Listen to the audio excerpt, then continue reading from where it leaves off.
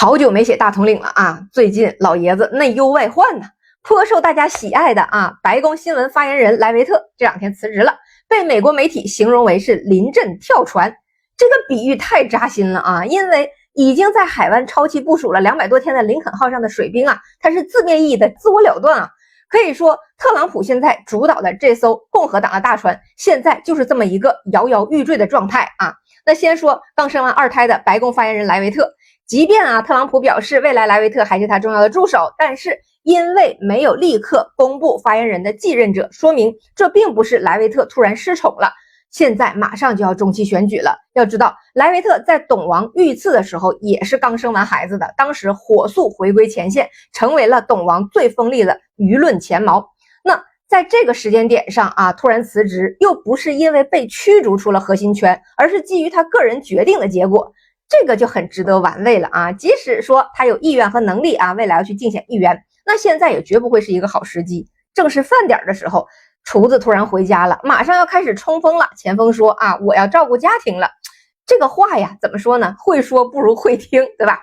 很多人觉得白宫对莱维特的离职大家都是满满的祝福有没有可能是大统领在排兵布阵呢？这个主要因素我认为是莱维特的丈夫她的老公李奇奥呢，也是一位地产大亨也算是特朗普的老熟人了。那这个人呢，在共和党内部的人脉和资源相当丰富不看僧面看佛面罢了。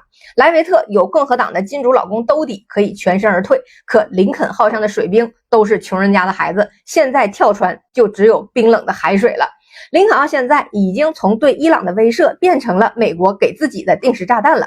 美国《星条旗报》和《海军时报》这些媒体当地时间8月12号报道，由于伊朗局势紧张，美国亚伯拉罕林肯号长期部署在中东地区，已经连续约200多天未靠岸了，创下了现代航母的部署记录。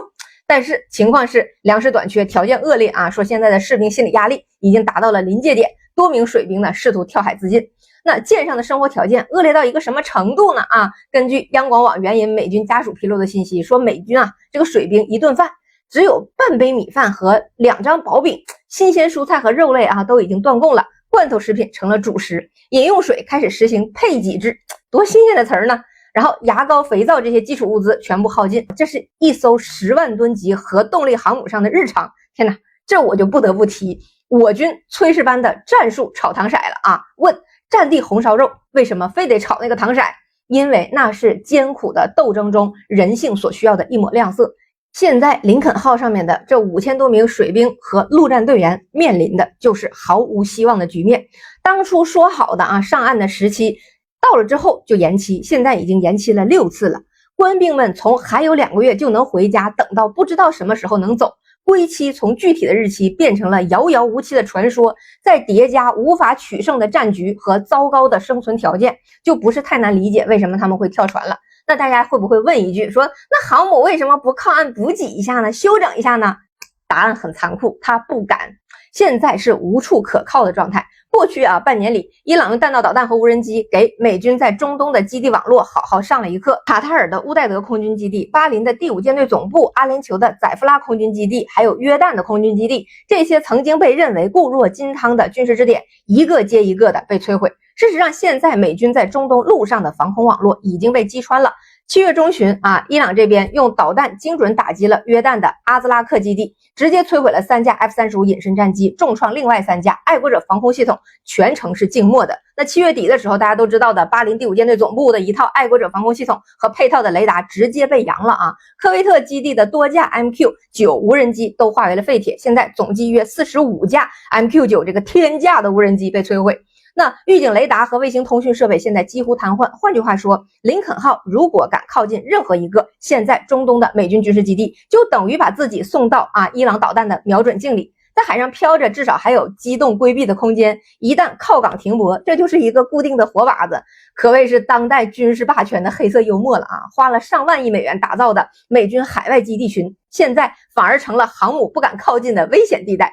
更要命的是战略层面的两难。那林肯号能不能去更远的地方去休整呢？那么如果林肯号现在撤离中东，美军在中东的军事存在就等于被扒掉了最后一条底裤。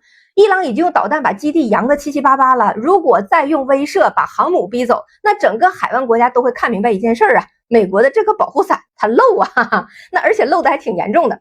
那美国现在在中东的控制力啊，美元的统治力现在都在不可逆的衰退。可如果不撤，这5000多名水兵就在海上飘着，飘到什么时候是个头？飘到堵厕所、洗衣房着火吗？再烧废一艘航母，那美国的乐子就更大了啊！如今唯一一艘还能机动的航母啊，华盛顿号正在慢吞吞的从日本往中东走，因为实在找不着可以替换林肯号的其他的航母了。那大统领是怎么找补的呢？非常的另辟蹊径啊！他宣布说以后美国的航母都改回蒸汽弹射，不搞电磁弹射了。可真正的问题是航母在哪儿呢？美国别说弹射的事儿了，就美国那个造船的能力，在造船工会的裹挟下，什么时候才会拥有下一艘航母，那都是没影的事儿啊！相当于说我要买个劳斯莱斯，我不喜欢那个纯金的标我要搞成镶钻石的，车搁哪儿呢？可以说现在林肯号已经从威慑伊朗的利器变成了困住自己的浮动监狱了。这艘航母的处境就是美国在中东政策的缩影。